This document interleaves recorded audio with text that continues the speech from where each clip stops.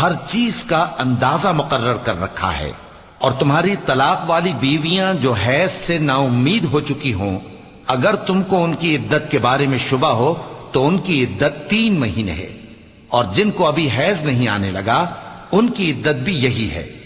اور حمل والی عورتوں کی عدت وضع حمل یعنی بچہ جننے تک ہے،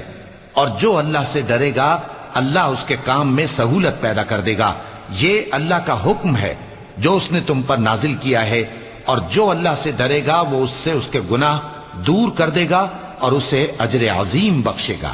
طلاق والی عورتوں کو ایام عدت میں اپنی حیثیت کے مطابق وہیں رکھو جہاں خود رہتے ہو، اور ان کو تنگ کرنے کے لیے تکلیف نہ دو،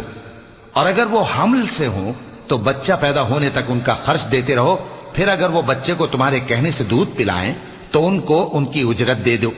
اور بچے کے بارے میں پسندیدہ طریقہ